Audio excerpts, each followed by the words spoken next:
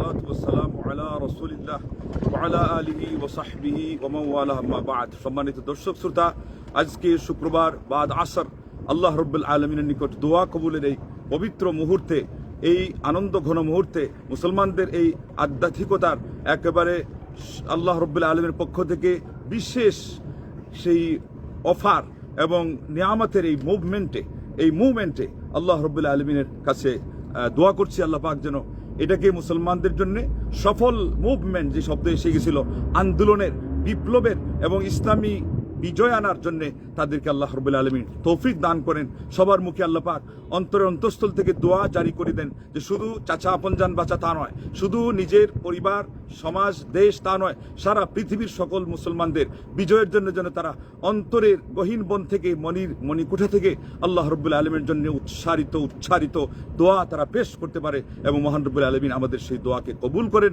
আর সেই সাথে যে দাওয়া লাগবে একটু সংক্ষিপ্ত আকারে আপনাদের সামনে সেই ব্যবস্থাপনার কথা আজকে উল্লেখ করেই আমার আলোচনা শেষ করব। মা তৌফিকি ইল্লা বিল্লাহ আলাইহি তাওয়াক্কালতু ওয়া ইলাইহি উনীব।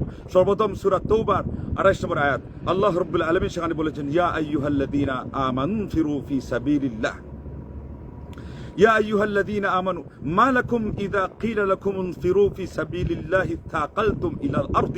হে মুমিন সম্প্রদায়, তোমাদের কি হয়ে গেল যে যখন বলা হয় যে তোমরা বেরিয়ে পড়ো আল্লাহ রাব্বুল আলামিনের রাস্তায়, আল্লাহর পথে। আল্লাহু আকবার। আরেক আয়াতে বলছেন ইনফিরু খিফাফান ওয়া সিকালা, মানে যার যা কিছু আছে সহায় সম্বল, সেটা হালকা হোক আর সেটা ভারী হোক, সেটা কম হোক আর সেটা বেশি হোক, সেটা কম দামি হোক বেশি দামি হোক, যেটাই হোক, যখন যুদ্ধের প্রসঙ্গ এসে গেছে আল্লাহ রাব্বুল আলামিনের সেখানে আমাদের জন্য দাবি হলো বেরিয়ে পড়তেই হবে। আর আল্লাহ পাক বলছেন বিপরীতে জমিনে তারা ভারিত্ব প্রদর্শন করে, মানে অলসতা প্রদর্শন করে থেকে যায়। ইলাল আরদ, এটা দিয়ে বোঝা যাচ্ছে যে তারা যেন ধরে থেকে যেতে চায়, নড়তেই চায় না। আল্লাহ রাব্বুল আলামিন বললেন আরাদিতুম বিল হায়াতিদ দুনিয়া মিনাল আখিরাহ, তোমরা কি পরকালকে বাদ দিয়ে দুনিয়ার জীবন নিয়ে সন্তুষ্ট হয়ে গেছো? ফামা হায়াতুদ দুনিয়া ফিল আখিরাতি ইল্লা কালিল। তাইলে জেনে রাখো পরকালের মোকাবেলায় এই দুনিয়ার জীবনের এই সমস্ত যা কিছু নিয়ে তোমরা ব্যস্ত আসো, তোমরা একেবারে পরকালকে ভুলে গিয়েছো, আল্লাহর নির্দেশকে উপেক্ষা করছো, এটা অতি অল্প, এটা অতি নগণ্য। তারপরে হাদিসের মধ্যে যেটা মূল কারণ, যেহেতু এটাই বলা হচ্ছে, হাদিসের মধ্যে মুসনাদে আহমদে আসছে 4978 এবং আবু দাউদ 3462 সিরিয়াল ইমাম আলবানী বিশুদ্ধ বলেছেন যে আল্লাহ নবী সাল্লাল্লাহু আলাইহি ওয়াসাল্লাম বলেছেন ইযা তাবায়াতুম বিল ঈনা নামক একটা ব্যবসা, তার মানে সুদী ব্যবসা, সবটা নিতে হবে। আজকে আর আমি সংজ্ঞা যাব না, কারণ উদ্দেশ্য হচ্ছে এটা নয়। উদ্দেশ্য হলো সুদী ব্যবসা বিশেষত, আর এর চেয়ে ব্যাপক হলো সকল হারাম জিনিস নিয়ে ব্যস্ত থাকা। ও আখাযতুম আযনাবাল বাকারি, এখানে কি উদ্দেশ্য? তা না হলে কৃষিকাজ হারাম হয়ে যাবে না, কৃষিকাজ হারাম নয়। তাইলে এখানে উদ্দেশ্য হলো যে বহন জল বললেন যে তোমরা সেই গাভীর লেজ নিয়ে তোমরা সন্তুষ্ট হয়ে যাবে, তার লেজ ধরে থাকবে। তার মানে কি? ওই দুনিয়াদারি নিয়ে আমরা যাকে বলি ব্যস্ত হয়ে থাকা। শুধু কৃষি কাজ নয়, যে কেউ যদি ব্যবসা নিয়ে ব্যস্ত থাকে, কেউ চাকরি নিয়ে তো ব্যস্ত থাকে, যেখানে আল্লাহর দিন থেকে মুখ ফিরে থাকা হয়। এবং ওয়ারাদিতুম বিজারই, এই একই অর্থে যে ক্ষেত কৃষি নিয়ে তোমরা সন্তুষ্ট থাকো, তার মানে এটার মধ্যেই তোমাদের সবকিছু চলে যায়, চিন্তা চেতনা। দুনিয়াদারি বেশ বুঝিলে কোরআন মানে না, অবাই আখের চিনলি না, যেমন বলা হয়েছে, এটা এই অর্থেই বলা হয়েছে। এরপরে কি? ও তারাকতুমুল জিহাদ। আল্লাহু আকবার। দুনিয়া নিয়ে এত বেশি ব্যস্ত হয়ে যাওয়া যে জিহাদ থেকে বিমুখ হয়ে যাওয়া, জিহাদ ছেড়ে দেওয়া, তখনই সাল্লাল্লাহু আলাইকুম যুল্লান। অন্য বর্ণনায় আছে লা ইয়ানজিউ আনকুম, এটা সব বর্ণনা নাই, জন্য আলাদা বর্ণনা থেকে আনলাম যে আল্লাহ পাক তোমাদের ঘাড়ে অপমান চাপিয়ে দিবেন, অপদস্থতার গ্লানি আল্লাহ রাব্বুল আলামিন চাপিয়ে দিবেন। এরপরে এটা সরাবেন না হাত্তা তারজিউ ইলা দীনিকুম, যতক্ষণ না তোমরা তোমাদের দিনের দিকে প্রত্যাবর্তন করো। তাহলে দিনের দিকে প্রত্যাবর্তন এখানে যেটা উল্লেখ হয়েছে জিহাদ বিশেষ করে, কিন্তু ব্যাপকভাবে আল্লাহর দিন জন বলেছেন। দিন তো জিহাদ দিয়ে তো সবকিছু নয়, তার মানে আর আগে ঈমান, ইসলাম এবং আল্লাহ রাসূল সাল্লাল্লাহু আলাইহি ওয়াসাল্লামের কথাকে মানা, এবং এরপর এটা ব্যাখ্যা সহ করে আসছে মানাটা কিভাবে। এই হাদিসটা কমই বলা হয়, জন্য আজকে সেটাই বলবো। ইমাম বুখারী রাহিমাহুল্লাহ তা'লিকান নিয়ে আসছেন, তার মানে সনদ ছাড়া। এখানে একটা ইঙ্গিত থাকে হাদিসটা যায়ীফ, কিন্তু ইমাম আহমদ বিন হাম্বল রাহিমাহুল্লাহ ওনার উস্তাদ এটাকে মাউসুলান নিয়ে আসছেন আল্লাহ নবী সাল্লাল্লাহু আলাইহি ওয়াসাল্লাম পর্যন্ত পৌঁছায়া, এবং সকল সনদকে আল্লাহ পাক নিরবচ্ছিন্নভাবে এটা সূত্র পৌঁছায় দিয়েছেন, কিভাবে উস্তাদ থেকে ছাত্র গ্রহণ করেছেন সেই পর্যন্ত এটা সহিহ। বুখারী রাহিমাহুল্লাহর সিরিয়াল হলো এখানে আপনার 2914, মুসনাদ আহমদে সেখানে সিরিয়াল হলো 5115। হাদিসটা কি শুনেন, আমিও মাঝে মধ্যে শুধু এক অংশ বলি, আজকে হাদিসের আদ্যপান্ত বলবো, এবং আশ্চর্যান্বিত হবেন আপনারা যে এই অংশটাও সেখানেও আছে। আমরা শুধু আবু দাউদের হাওয়ালা দিই শেষের অংশটা, এখন দেখবেন এটা মুসনাদে আহমদেই আছে। এটা কি বুইসতু বিসাইফি বাইনা ইয়াদাই সাআ, আল্লাহর নবী সাল্লাল্লাহু আলাইহি ওয়াসাল্লাম বললেন আমি তরবারি নিয়ে এসেছি, তরবারির দ্বারা আমাকে প্রেরণ করা হয়েছে, আমি প্রেরিত হয়েছি কিয়ামতের আগ মুহূর্তে। আল্লাহু আকবার। হাত্তা ইউবাদাল্লাহু ওয়াহদাহ, হাত্তা ইউবাদাল্লাহু ওয়াহদাহ। এবং উদ্দেশ্য হলো কি, এই দেখেন জিহাদের উদ্দেশ্য কি। আর জিহাদ কি? ওয়াসিলা। জিহাদ হলো মাধ্যম, জিহাদ আমাদের মুখ্যম নয়। মনে রাখবেন ওমা খালাকতুল জিন্না ওয়াল ইনসা ইল্লা লিয়াবুদুন, সূরা যারিয়াত আয়াত নম্বর 56 56, সেখানে আল্লাহ পাক ফিক্সড করে বলে দিয়েছেন সারা পৃথিবীর শুধু মানুষ নয়, দানব সহ জিন সহ বলেছেন তাদেরকে কেবলই আমার ইবাদতের জন্য সৃষ্টি করেছে। ইবাদত হলো মুখ্যম উদ্দেশ্য।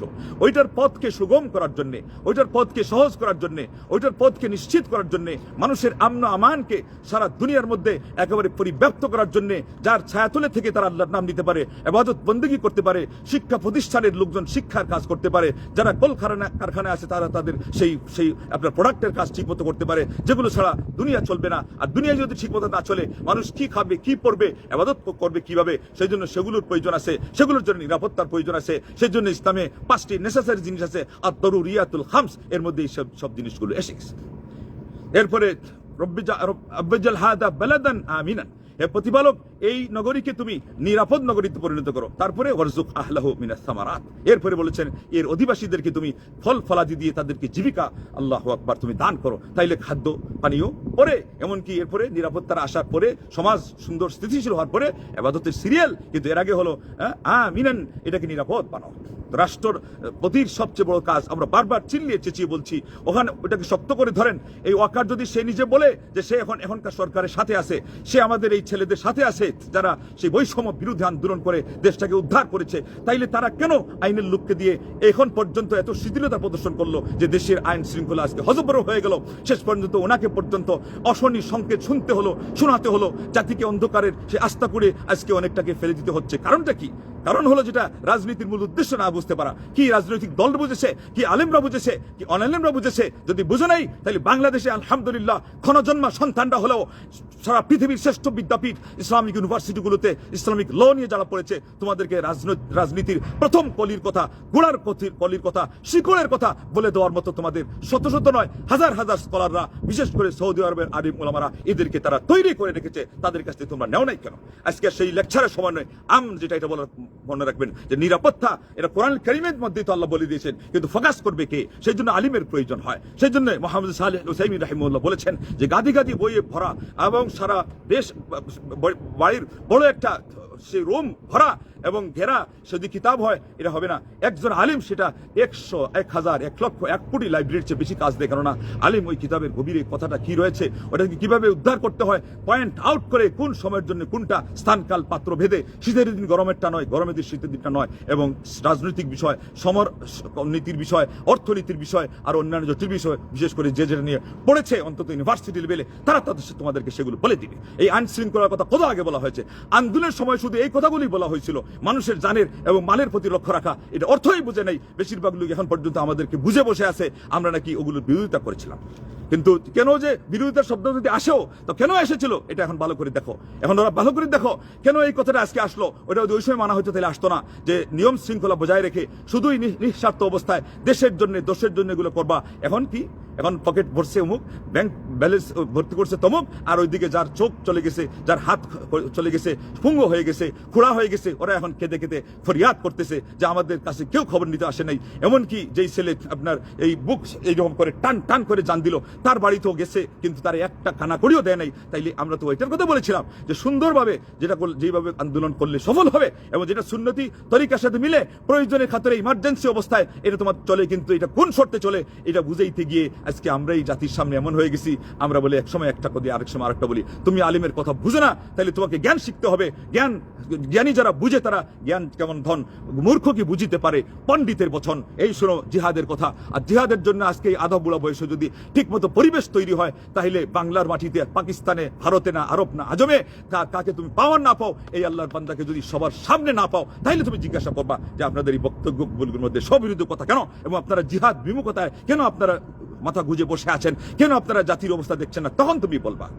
আজকে দোয়াতে প্রথমেই বলে দিয়েছি সারা পৃথিবীর সকল মুসলমানদের জন্য দোয়া করার জন্য। তাদের শীর্ষে গাজাবাসী থাকবেই থাকবে, কিন্তু সেই সাথে কাশ্মীর তো বাদ যাবে না, সেই সাথে বার্মা তো বাদ যাবে না, সেই সাথে ইরান, সেই সাথে ইরানের যে মুসলমানরা নির্যাতিত, ওরা তো বাদ যাবে না। ইরানের শতকরা 32% মুসলমান।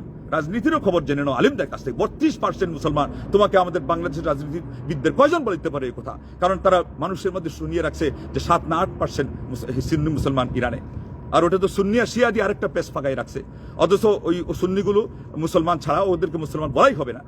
এদের কেউ যদি ফিতরাতের উপরে থাকে কোনো রকম মাপ পাবে, তা না হলে এরা আরো কাফির, মারাত্মক নোংরা পর্যায়ের কাফির। এবং এদেরকে বলা হয়, বাস্তব কথা এটাই, এরা হলো ইহুদিদের প্রজন্ম, অবৈধ সন্তান। আর তাদের একটা ডানা হলো সেই হামাস। এই হামাসকে দিয়ে আজকে এই কাজ করায় সৌদি তারা নির্বাক রেখেছে, তাদের এই কাজগুলোকে তারা অকেজ করে রেখেছে। এরা যে চেষ্টা করতেছে, নিরবচ্ছিন্ন চেষ্টা, খাঁটি চেষ্টা, ওইটাকে আজকে মানুষের সামনে ব্যর্থ প্রমাণ করেছে। এটা কারা?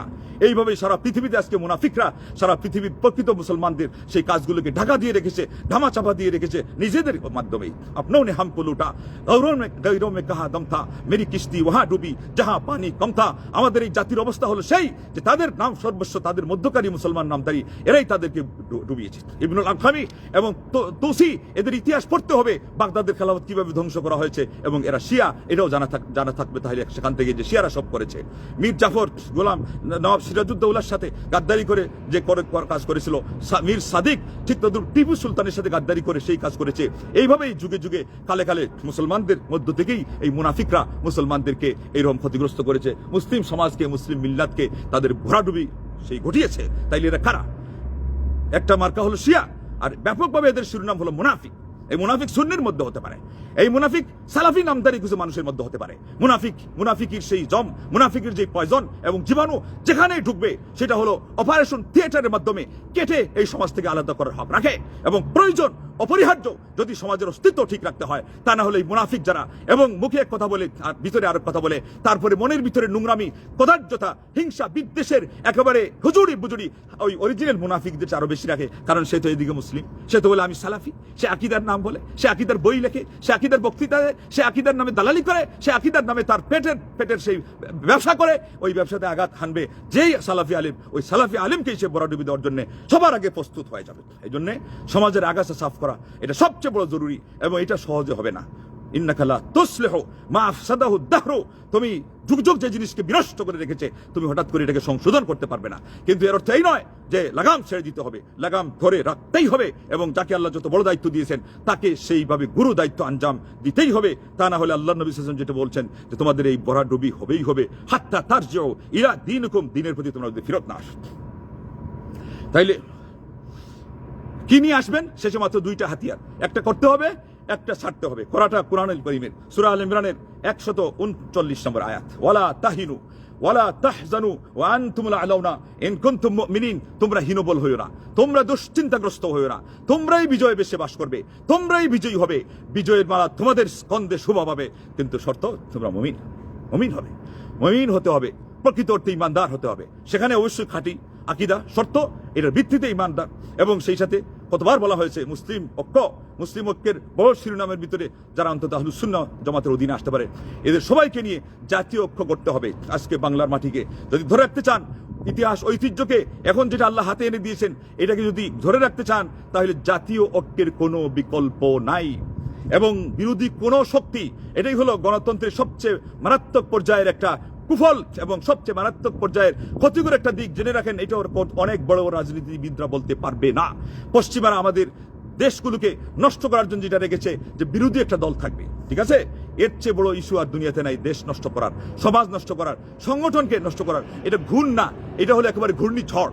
এটা হলো এমন একটা মারাত্মক পর্যায়ের অগ্নি ও বায়ু, এটা হলো মারাত্মক পর্যায়ের একটা আপনার সেই গ্লানি, মারাত্মক পর্যায়ে সাইক্লোন, সেটা দিয়ে সব শেষ করে দেওয়া হবে। অথচ আমাদের একদল বগল দাবা করে লালন করে, এটা আমার পোষা বিড়াল, এটা হলো আমার অমুক, আমার ভক্ত, এটা আমার মুরিদ, আবার ওই সমস্ত হজবড়গুলো অন্যদেরকে যখন নিজের স্বার্থে আঘাত হানে, অন্যের কারণে কোনো ধরনের অন্যায় ছাড়াই স্বাভাবিকভাবে তাদের কারণে ওরা এখন আড়াল পড়ে যায়, তখন অন্যদেরকে নাম দিয়ে দেয় পীর, অন্যদেরকে নাম দিয়ে দেয় মুরিদ, অন্যদেরকে নাম দিয়ে দেয় নানা ধরনের ট্যাগ।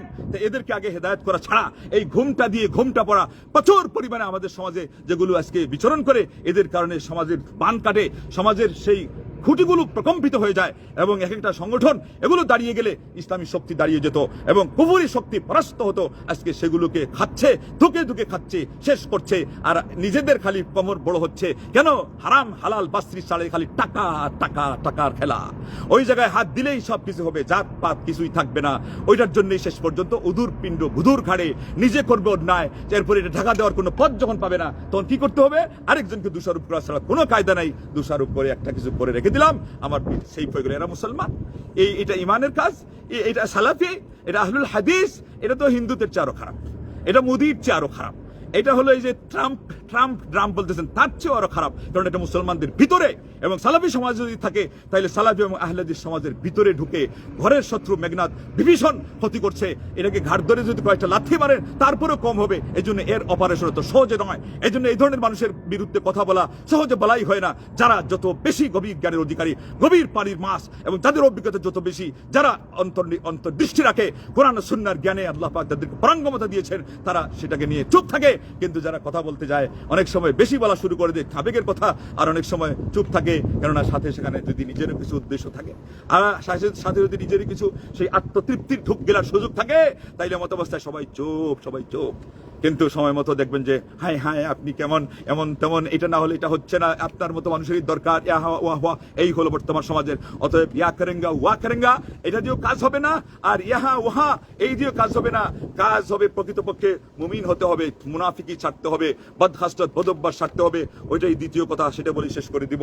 যে এই হাদিসটা পুরা বলা হয় না, আল্লাহ নবী সাল্লাল্লাহু আলাইহি ওয়াসাল্লাম বলছেন বয়স্তু বিসাইফি বাইনা ইয়াদাই সাআ, এই তো পুরাতে বলছিলেন। শেষে কি বলা হয়েছিল? ওয়াজুইলা হাত্তা ইউবাদাল্লাহু ওয়াহদা, শেষ পর্যন্ত এমন ভাবে পরিবেশ তৈরি হবে যে এককভাবে আল্লাহর ইবাদত করা হবে। ওয়াজুইলা রিজকি তাহতা রুমহি, আমার রিজিক রাখা হয়েছে আমার সেই বর্ষা পল্লমের অধীনে। তার মানে এগুলো সব যুদ্ধে অস্ত্র, প্রয়োজন দেখা দিবে, সময় আসবে, তো ওই সময় আপনাকেও সেটা করতেই হবে।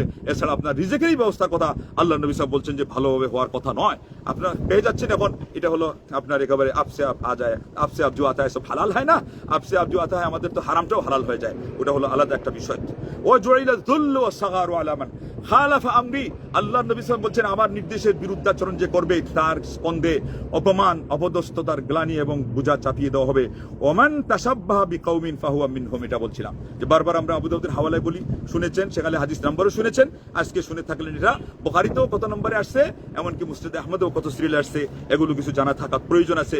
হাদিসের মধ্যে ওবর যাকে বলে, সম্যক জ্ঞান, গভীর জ্ঞান, পর্যাপ্ত জ্ঞান, ওইটা ছাড়া আলিম তো হওয়া যায় না। কোরআনের তাফসিরে পর্যাপ্ত জ্ঞান ছাড়া তো তাফসিরের আলিম হওয়া যায় না। ঠিক তদ্রুপ ফিকহের মধ্যে পর্যাপ্ত জ্ঞান না থাকলে তো ফিকহের আলিম হওয়া যায় না। ফতোয়া তো আরো একটা বিশেষ বিষয়, সেখানে সিদ্ধান্ত দেওয়া, এই যে একটু আগে কয়েকটা কথা বললাম, এগুলো হাদিসেই সিদ্ধান্ত দিয়ে দেওয়া আছে, ছোট্ট আকারে বলা আছে, কিন্তু ওইটার উপরেই তো আমরা গবেষণা করি না, ওইটা নিয়ে তো আমরা মাথা কামাই না, ওইটার থেকে আমরা নিজেদেরকে বঞ্চিত রেখে দিয়েছি এবং মনে করি যে এগুলো প্রয়োজন নেই। আমরা তো আসি, বহাল আছেন আপনি, আপনি বহাল থাকলে হবে? তাইলে তো চাচা আপন যান বাঁচার ধর্মে আপনি এখনো চলছেন। আপনার ধর্ম অন্যান্য যেগুলো আপনার যেগুলো আমরা ট্যাগ লাগানোর জন্য বলি এটা লালনের ধর্ম, এটা অমুকের ধর্ম, তমুকের ধর্ম, আমাদের অনেকের পেটের ধর্ম, অনেকের পিঠের ধর্ম, অনেকের এই স্বার্থের ধর্ম, অনেকের গদির ধর্ম, আর শেষ মুখে মুখে খালি জিহাদ জিহাদ জিহাদ চাই, জিহাদ করে বাঁচতে চাই। ওই বাঁচতে চাওয়া যে কথাটা মুখ দিয়ে এসে গেছে, ওইটাই হলো আমাদের আসল জিহাদের হাকিকত, যে আমরা এটাই বুঝি। জিহাদ যদি ঠিকমতো করতে হয় তাহলে বলবেন জিহাদ করে মরতে চাই, তাহলে পরে বিজয় আসবে, তাহলে বিজয় আসবে। ওহুদের ময়দানে আল্লাহ নবী সাল্লাল্লাহু আলাইহি ওয়াসাল্লামের একটা নির্দেশ লঙ্ঘন হয়েছিল যে আমার নির্দেশ আসা পর্যন্ত তোমরা কোনো দিকে লড়বা না, টলবা না। তারা গনিমতের মাল নেওয়া শুরু করছে, এই জন্য নয়, লোভের জন্য নয়। নবীর সাহাবারা বলছে যে যুদ্ধ শেষ হওয়ার প্রমাণ তো হলো এটাই, ওরা চলে গেছে এবং ওদের সম্পদ ছেড়ে চলে গেছে, কিন্তু এটা ভুলে গেছেন। আল্লাহু আকবার, বেশিরভাগ এটাই সম্ভাবনা। কিন্তু আল্লাহ পাক পাকড়াও করতে ছাড়ছিলেন, বিজয়ের মালা শেষ পর্যন্ত পরাজয়ের গ্লানিতে পরিবর্তন হয়ে গেল। কি কারণে? আল্লাহ নবী সাল্লাল্লাহু আলাইহি ওয়াসাল্লামের একটা নির্দেশ লঙ্ঘন করার কারণে। এখন আল্লাহর নির্দেশ কয়টা লঙ্ঘন হচ্ছে, নবী সাল্লাল্লাহু আলাইহি ওয়াসাল্লামের নির্দেশ কয়টা লঙ্ঘন হচ্ছে? অন্তত এখন যে কোনো ভাবে একজন মানুষকে যে দেশের নেতা বানানো হলো, 3 জন মানুষকে সফরে গিয়ে নেতা বানানো, আল্লাহ নবী কি বলেছেন? আল্লাহু আকবার। নেতা বানানোর উদ্দেশ্য বা কি ছিল? এটা নেতৃত্ব মানা, সুশৃঙ্খলাবদ্ধ কাজ করা। এবং ওই জন্য আপনাদেরকে বারবার বলছিলাম শেখুল ইসলামের কথা, যে 60 বছর যদি রাষ্ট্রনায়ক ছাড়া একটা দেশ থাকে তাহলে পরে যা ক্ষতি হবে না, 60 বছর একটা কাফির রাষ্ট্রনায়ক যদি দেশে থাকে তাহলে যত ক্ষতি হবে না, একটা রাত্রি যদি রাষ্ট্রনায়ক ছাড়া অতিবাহিত হয় তাহলে তার চেয়ে বেশি ক্ষতি হয়ে যাবে। এখন রাষ্ট্রনায়ক থাকা আর রাষ্ট্রনায়কের ক্ষমতা প্রয়োগ না করা অথবা প্রয়োগ করতে না দেওয়া ওটা সমান, তাহলে তাকে ওইরকম পাওয়ার দিতে হবে। ক্ষমতা দিয়েছেন, অধিকার দেন এবং তিনিও সেটার জন্য নেন, প্রয়োগ করেন। আয় উন্নতি ওগুলো একটু থামিয়ে দেন, কেননা আগে হলো ক্ষতির দরজা বন্ধ করা। ওই যে ধর্মীয় জ্ঞান নেই, ধর্মীয় জ্ঞানে কি দাফল মাদাররা মুকদ্দামুন আলা জালবিল মাসলাহা, একটা মূলনীতি। সারা পৃথিবীর যত কুফরি রাষ্ট্রের রাজনীতিবিদরা, কূটনীতিবিদরা আছে, সেটা মূল্যায়ন যদি করতে যান তাদের সবগুলো গুড়েবালি হয়ে যাবে, এটার দাম বেশি হবে। বর্তমানে প্রেক্ষাপট অনুযায়ী বাংলাদেশে যে ক্ষতির পথ বন্ধ করেন, আগে লাভের দিক, উন্নতির দিক সেটা দেখার, লাভের দিক আগেই দেখা শুরু হয়ে গেছে। মাশাআল্লাহ ভালো, কিন্তু অনেকে তো মেনে নিতে পারছে না, ওদের বদহজমি হচ্ছে। তাইলে ওদেরকেও মানিয়ে নেওয়ার একটা সময় দেন, একটা পরিস্থিতি আপনি রাখেন, কিন্তু সবার আগে ওগুলো ঠেকান। তা নাহলে কত প্রাণ যে পড়ে গেল, ওইটার কথাই আমরা বলছিলাম যে রক্ত ঝরা অত সহজে যেন রক্ত না ঝরে। আর তখন পর্যন্ত বোঝা যাচ্ছিল না যে এটা কি তারা টেবিল উল্টাই দেওয়ার জন্য করছে কিনা, তারা শুধু দাবি আদায়ের জন্য করছিল। আমাদের কথা সেই জায়গায় ছিল, কিন্তু ওরা বুঝতে পারে নাই। এখনকার রাষ্ট্রনায়কের জন্য আমরা যা বলেছি, আলহামদুলিল্লাহ, হাতে গোনা 5টি কথা যদি ঠিক মতো বাস্তবায়ন করা হতো, আজকে এই পর্যন্ত এসে আমাদের দেশের যে রাজনৈতিক যে অবস্থা, এটা এই পরিমাণ সেই হজপড়ল, এই পরিমাণ দুদুল্যমান অবস্থায় যাওয়ার কোনো কথাই ছিল না, কশিন কালেও না। এবং বিরোধী দলের যারা 16 বছর তাদের কোমরে জোর ছিল না, তাদের পায়ে জোর ছিল না, তারা কখন আন্দোলন করবে তাদের তারিখ ঠিক রাখতে পারে না। এখন তারা গদির জন্য দেখলেনি মিছিল দেওয়ার সময় কি এনার্জি, হায় হায়। আর যে পদ পাবে তার কি মানে স্ট্রং, এই হলো পদের মদ, এই হলো টাকার লোভ, এইগুলোতেই আজকে রাজনীতি শেষ হচ্ছে। এমনকি এইগুলোতে আমাদের ধর্মীয় অনেক সংগঠন শেষ হচ্ছে। এই ভুই পোকা, উই পোকা, এই হলো আপনার সেই উতুম পেছা, আর আপনার হলো এই আপনার আরো ধরনের যত পোকা আছে, রক্ত খাওয়া পোকা, এগুলোকে তাড়াতাড়ি করে সার্ট করেন। অপারেশন থিয়েটার না থাকলে কোনো হসপিটাল ঠিক থাকে না, ঠিক তদ্রুপ এই ধরনের হজবরল অপদার্থ, এগুলোকে সমাজ থেকে সার্ট করা পর্যন্ত কোনো সমাজ ঠিক থাকে না। আমরা সেই কথাগুলি বুঝি না, এগুলোকে আমরা কান দেই না। আমরা ওই সবসময় খালি মনে করি যে চলুক এই জোড়াতালিতে সব অবস্থায় চলে না। আল্লাহ রাব্বুল আলামিন আসমাউল হোসনা দিয়ে দোয়া করছি, এখন বিশেষ করে বাংলাদেশের রাজনৈতিক অবস্থা যদি ঠিক রাখতে হয়, তাইলে আইনের সেই ক্ষমতা এটা প্রয়োগ করতেই হবে, এই অধিকার এটাকে আদায় করতেই হবে, এবং এটাকে প্রয়োগ করা ছাড়া ওই কোনো কিছুই ঠিক থাকবে না। দেশের স্থিতিশীলতা ঠিক থাকবে না, যিনি আসেন এবং যারাই আসেন এরাও ঠিক থাকতে পারবে না। এরপরে যারা খুব আশা করতেছে এরাও কোন জলে যে ভেসে যাবে তাদেরও কোনো ভরসা নাই। এই ব্যাককুলগুলো আগে জানতো ঠিকই যে আমাদের এই কেয়া হুয়া কাক্কা হুয়া বলে লাভ হবে না, অথচ এখন ওই যে বেচারা ছত্র ছায়া এগুলো করতেছে, যে জানে যে এখন আমাদেরকে একটা ছায়া আটকায় রাখতেছে, অথচ শেষ পর্যন্ত ওই ছায়ার ইতিগুলি মেরে দিবে। এই হলো নিমক হারাম জাত এর অভ্যাস, যেই পাতে খাবে সেই পাতেই সে ছাড়বে। লা ইলাহা ইল্লাল্লাহ আল্লামতুহু রিমায়াতা কুল্লি ইয়াউমিন হাত্তা ইযা ইশতাদ্দা সাঈদুহু রামানি, তাকে প্রতিদিন আমি ধরে একটা করে তাকে সেই তীর নিক্ষেপ করা, তীর প্রয়োগ করা শিক্ষা দিলাম। এরপরে হাত যখন শক্ত হয়ে গেল, তীরটা আমার দিকেই সে ছুড়ে মারলো। এইভাবে সমাজে প্রচুর পরিমাণে বেয়াদব আছে। বরং আরো কথা হলো, ওই বেয়াদবগুলো নিজেরটা ঢাকা দেওয়ার জন্য বর্তমান সময়ের নোংরা রাজনীতি, নোংরা বিভিন্ন সংগঠনের সংঘবদ্ধ কাজের একটা পলিটিক্স হলো যে দুষ চাপা দেওয়ার জন্য নির্দোষের উপরে দুষ চাপাই দিতে হবে, আর অন্যদেরকে বুবা শয়তান শাস্তি হবে। ঘুমটা দিয়ে, এটা দিয়ে, সেটা দিয়ে, নানান কথার আবরণে এটা করা ঠিক না, ওইটা করা ঠিক না, আবার নিজেই সবচেয়ে বেশি করে। এই সমাজে এগুলো হচ্ছে, আজকে অন্যায় অপকর্মগুলো হচ্ছে। আল্লাহ রাব্বুল আলামিনকে সাক্ষী রেখে যারা সঠিক এবং স্বচ্ছভাবে আছে, দোয়া করছে আল্লাহ তুমি সত্যের জয় এনে দাও। আল্লাহ সত্যের পতাকা বাহীদেরকে আল্লাহ তুমি বিজয় করো, তাদের সম্মান তুমি আল্লাহ বলবৎ রাখো, অটুট রাখো, বাড়িয়ে দাও আরো। তুমি বলেছো ওয়াল আকিবাতু লিল মুত্তাকিন ওয়াল আকিবাতু লিত তাকওয়া, যারা আল্লাহ ভীরু, যাদের মাঝে তাকওয়া আছে তাদের জন্য শেষ পরিণতি আল্লাহ তুমি দুনিয়াতেই সেটা দেখিয়ে দাও। এটার জন্য কোনো ধরনের কোনো কিছুর জন্য আশ্রয় না নেওয়া লাগে, প্রশ্রয় না নেওয়া লাগে, কোনো অন্যায়, কোনো ধরনের অন্যায়কারীকে যেন সেখানে তার ওখানে গিয়ে ফুক না দেওয়া লাগে, ফুৎকার না করা লাগে, দরাদরি মুলামুলি না করা লাগে, খুশামুদ না করা লাগে, যেটা করার কারণে আজকে সমাজ এই রসাতলে চলে গেছে। আল্লাহ তুমি আমাদের রাষ্ট্রীয় অঙ্গনকে নিরাপদ রাখো, হেফাজতে করো, শক্তিশালী করে দাও আমাদের রাষ্ট্রকে। আল্লাহ আমাদের সমাজে, আমাদের সংগঠনে, আমাদের ধর্মীয় যত কাজ আছে আহলুস সুন্নাহ জামাতের শিরোনামে, আর বিশেষ করে সালাফি এবং আহলুল হাদিসের শিরোনামে আল্লাহ এদেরকে তুমি স্ট্রং করে দাও, শক্তিশালী করে দাও, তাদের নীতি নৈতিকতাকে শক্ত করে দাও। এবং এই কথার একটা কি আছে, সামঞ্জস্যতা, প্রাসঙ্গিকতাও আছে যে কালকেই ময়মনসিংহে আবু হুরায়রা মসজিদ আল্লাহর নবী সাল্লাল্লাহু আলাইহি ওয়াসাল্লামের হাদিসের ক্ষেত্রে সবচেয়ে বড় সাহাবী মুহাদ্দিসে কবীর ইমামুদ দুনিয়া, মুহাদ্দিসুদ দুনিয়া, তার নামে মসজিদ নামকরণ করা হয়েছে। কেন? তাদের ওখানে অন্য কোনো মাযহাবের কথা নাই? আবু হুরায়রার নামে কি কোনো মাযহাব আছে? এটা হলো কোরআন সুন্নাহ কেন্দ্রিক মসজিদ, সেটা তারা ভাঙচুর করে তার সকল জিনিসগুলো তারা নিয়ে নিচ্ছে। মসজিদের সহায় সম্পত্তি এগুলো ওয়াকফ থাকে, মসজিদ থেকে কোরআনটা নেওয়া হারাম, ওয়াকফ করে দেওয়ার কারণে। কিন্তু আমাদের অনেক চোর আছে, এরা মনে করে যে মসজিদ থেকে নেওয়ার কারণে এটা চুরি নয়, ওটা হলো আরো নোংরা পর্যায়ের চুরি। আর তাদের নিজের কিছু মাসলা মাসাইলের সাথে বিরোধ হওয়ার কারণে তারা আহলে হাদিস মসজিদগুলোকে মসজিদে দাঁড়ার ওই যে আসল মুনাফিকের নাম দিয়েছে, অথচ মুনাফিক কারা করতেছে? যারা নবীর হাদিসের বিপরীত করতেছে ওদের মধ্যে মুনাফিক আছে। বলছে আমরা সুন্নি, কাজ করে বেদাতি, এটা মুনাফিক না। যারা বলে আমরা তাওহীদবাদী ইমানদার, কাজের মধ্যে তার দেখা যায় হয় শিরিক করে, আর না শিরিকের সাথে মিতালি ভাব করে পোষণ করে, আর না হলে শিরিকের প্রতিবাদ করে না, ওরাই হলো মুনাফিক। ঠিক তদ্রুপ আজকে যারা বলতেছে ইংরেজের দালাল অমুক তমুক, অথচ ইংরেজকে সবচেয়ে কঠিনভাবে বিতাড়িত করেছে এই পাক ভারত উপমহাদেশ থেকে, সাব কন্টিনেন্ট থেকে আহলুল হাদিসরা। তারা ইতিহাস না জানা জাহিল মূর্খ, আবার সেই তারা মুনাফিক। তারা বলতেছে আমরা মসজিদের ঐতিহ্য রক্ষা করতেছি, কিন্তু সরাসরি মসজিদের উপর তারা হামলা চালাচ্ছে, কোরআনকে অপমানিত করতেছে, পদদলিত করতেছে, ওরা মুনাফিক। এইভাবে প্রচুর করে মুনাফিক। আমি আল্লাহর জন্য, দিনের জন্য মসজিদ মাদ্রাসার খাদিম, এই যে যতটি রিকগনাইজ পদ্ধতি ছাড়া চান্দা তুলে প্রতিষ্ঠান চালায়, এই সবগুলোকে হিসাব নিকাশের সম্মুখীন করা হোক, এদের অডিট করা হোক সরকারিভাবে। এই আজে বাজে না, ওখানেও পয়সা খাওয়াই আমাদের দেশে সব চলতেছে। প্রত্যেকটা প্রতিষ্ঠান যেগুলো কোনো ধরনের নিয়ম ছাড়া, কমিটি ছাড়া, কমিটির তত্ত্বাবধান ছাড়া এবং সেখানে জবাবদিহিতা ছাড়া চলে, এই সবগুলো একটার উপরে আস্থা রাখা যাবে না। সবগুলোকে বানচাল করে দেন, এই কমিটি বানচাল করে দেন, এইভাবে নিজে আগে ঠিক করেন, তাইলে মসজিদ হেফাজত হবে। ওই ওখান থেকেই বলেছে যে আমাদের আল্লাহ ভীরুতা নাই, আমরা কোরআন ধরি এক বছর পরে আমরা নামাজ ঠিক মতো পড়ি না, আমাদের মধ্যে আমানতদারিতা নাই। কথা তো এই জায়গাতেই মার খেয়েছে। তাইলে শত্রু আসবে কখন? আমাদের উপর চড়াও হবে তখনই, যখন আমরা নিজের আদর্শকে আমরা হারিয়ে ফেলবো। এই জন্য বলা হয় যে আমরা আমাদের নিজেদের ভিতর থেকে যেই পরিমাণ ধ্বংসের সেই কারণগুলো তৈরি করেছি, সেটা বাহিরের শত্রু আগে করতে পারে নাই, তার চেয়ে বেশি করতে পারে নাই। এগুলোকে সব নিয়মের আওতায় নিয়ে আসেন। আমাদের কাজ হচ্ছে, আমাদের সাথে খুব ভক্তি শ্রদ্ধা দেখাচ্ছে, বাইরে খালি ফিট, আর ওইদিকে ভিতরে প্রত্যেকেই প্রিন্সিপাল, প্রত্যেকেই ডিরেক্টর, প্রত্যেকেই একেবারে মানে সভাপতি, প্রত্যেকেই জেনারেল সেক্রেটারি, প্রত্যেকেই আবার নিজে নিজে একজন নেতা। এই সমাজ তাইলে আমানতদারিতার মধ্যে সমাজ থাকতে পারবেই না। আগেই চলে না। এখনকার ইমানদাররা খুব বড় হয়ে গেছে, এখনকার সব হলো এই ধরনের কাঁচা ইমানদার। এদের আল্লাহ বিরুদ্ধে একেবারেই নাই। এরা মুখে মুখে ওয়াজ করবে ঠিকই, আর রাত্রে গিয়ে ওই ওয়াজের খেলাফ সবার আগে সে নিজেই করবে।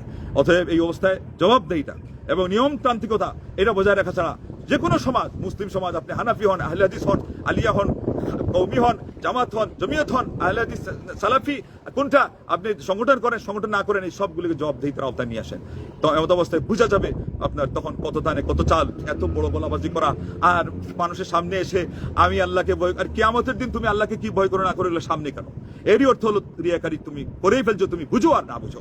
এইভাবে করে কত অনাদর্শিকতা আমাদের সেই মঞ্চে, আমাদের মিছিলে, আমাদের সমাজে, আমাদের প্রতিষ্ঠানে, মসজিদ, মাদ্রাসা, ইসলামী সংগঠনের দাওয়াতি অঙ্গন, এগুলোকে আজকে আচ্ছন্ন করেছে, আক্রান্ত করেছে, শেষ পর্যন্ত গ্রাস করে ফেলতেছে। এই জাতি টিকবে কেমনে?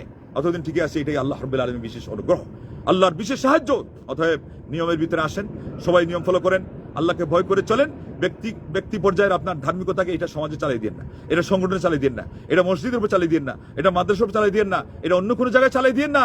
আর তা না হলে সেই ঘোলা পানিতে মাছ শিকার করে ওই ঘুমটা দেওয়া কতজন আছে চুপে চুপে যা করে আপনার ডুবে পানি খায়, এরা আপনার ওই ভিতরে ঢুকে পোকা হয়ে সব আপনার খেয়ে আপনার ভেন্টিলেটার পর্যন্ত পৌঁছবে। আগে খাম্বা খেয়ে, প্রাচীর খেয়ে আপনার গাঁথুনি নষ্ট করে, আপনার ফাউন্ডেশনকে একেবারে নড়বড়ে করে, এরপরে আপনি কবেন হ্যাঁ কি হয়ে গেল। এই জন্য সময় থাকতে, সময় এখন কঠিন। হ্যাঁ মুসলিম, হুঁশিয়ার, সাবধান হয়ে যান। এই দেখেন শ্রীলঙ্কা, আফগানিস্তান, তাদের এখন রাষ্ট্রীয় অবস্থা, ধর্মীয় অবস্থা আমি বলছি না, তাদের যে স্থিতিশীলতা কেন সেখানে আছে, তারা এমত অবস্থায় সব ধরনের চুচেরা এবং সব জিনিসগুলোকে তারা সেই কি করে দিয়েছে, প্রশমিত করে দিয়ে তারা নিরবচ্ছিন্নভাবে প্রচেষ্টা চালা যাচ্ছে। তাদের দেশ রাতারাতি কিছুদিনের ভিতরে আবার ঘুরে দাঁড়াচ্ছে, আগের চেয়ে আরো উন্নতির দিকে যাচ্ছে। আর আমরা কি করলাম, নিজেরা যেটুকু পাইলাম সুখে কিছুদিন থাকতেও আমাদের ভূত কেলানো ছাড়লো না। ভূতে কিলাইতে আজকে অমুকের একটা পদ আসলো, অমুকের মেয়রগিরি আসলো, আবার নিজেই বলে আমি চাই না। ওইগুলো হলো আর মারাত্মক পর্যায়ের মুনাফিক। ওই যে আর বড় মুনাফিক, চাক্ষুষ মুনাফিক। আমি পদ চাই না, কিন্তু ভিতরে পদ ছাড়া আমার ঘুম হয় না, খাবার হালাল হয় না, আমি একটা পা অগ্রসর হই না, আমার কোনো কাজই চলে না পদ ছাড়া, আমার ঘুম আসে না, আমার সংসার চলে না, আমার শান্তিতে বাস করি না। অন্যজনের ঘুম কেমনে হারাম করা যায় সেইটাও বরং করা ছাড়া আমি নিস্তার পাই না। এটা মুসলমান। লা ইলাহা ইল্লাল্লাহ। এদের হেদায়েতের দোয়া করেন, হেদায়েত না থাকলে সমাজ থেকে আল্লাহ রাব্বুল আলামিন এদেরকে জলে ভাসিয়ে না আগুনে পুড়াইয়া কোথায় সারখার করে শেষ করে দিবে, আল্লাহ শেষ করে দেখ। তারপরেও সমাজ নিরাপদ থাক, মুসলিম সমাজ নিরাপদ থাক।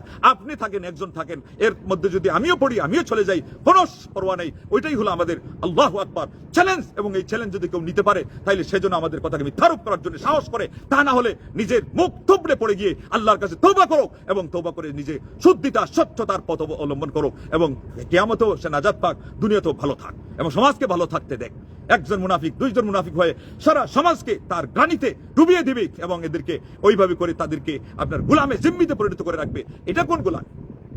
এটা কোন সেই পরাজয়? এবং এই পরাজয় যতদিন থাকবে ততদিন বাস্তব জমিনে সরেজমিনে বিজয় তো আপনি পাবেন না, আল্লাহ আপনাকে দিবেন না। আল্লাহ রাব্বুল কাছে তো লুকোচুরির কাজ চলে না, আল্লাহ তো জুরাতালিকে গ্রহণ করেন না।